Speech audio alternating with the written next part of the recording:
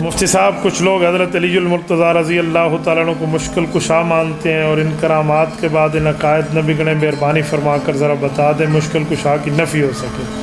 بالکل گال ٹھیک ہے، مشکل کشا حاجت روا ایک خدا ان تلو جی گال کرو۔ مشکل کشائی دتا اسا رسول اللہ صلی اللہ علیہ وسلم کو نہیں اسا اللہ کو مشکل کشا کر جی میں یا اللہ مدد ای میں مشکل کشا اللہ مدد ای میں حاجت روا اللہ مدد۔ تو مشکل کشائی کا انسان دے ہوتے نہیں، یہ اللہ رب العزت دے ہوتے۔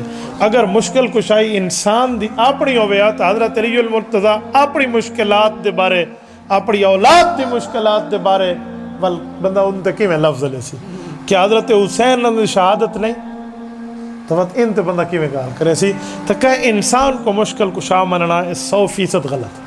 اچھا انہا مطلب یہ نہیں کہ صرف ایسا کو نعوذ باللہ حضرت علی نال بغض ہے ایسا مشکل کشا علی مدد منع کریں دیں، کوئی مشکل کشا ابو بکر مدد منگے ایسا وہ کوئی منع کریں دیں، حضرت عمر حضرت عثمان دی منگے ایسا وہ کوئی منع کریں دیں۔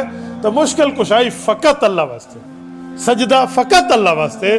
حدیث پاک چے اگر اللہ دے علاوہ کہاں دا سجدہ ہوتا تو حضور سے ہی کو ایسا کروا، تو جلے حضور دا سجدہ کو نہیں تو اتنا مشکل کشائی دے معاملات رہن تو فقط اللہ دی ذات اقدس واسطے ہیں۔ پھر مشکل کشائی دے تمام معاملات ان دے واسطے ہیں، ان دے واسطے آیات احادیث پورے گواہ ہیں۔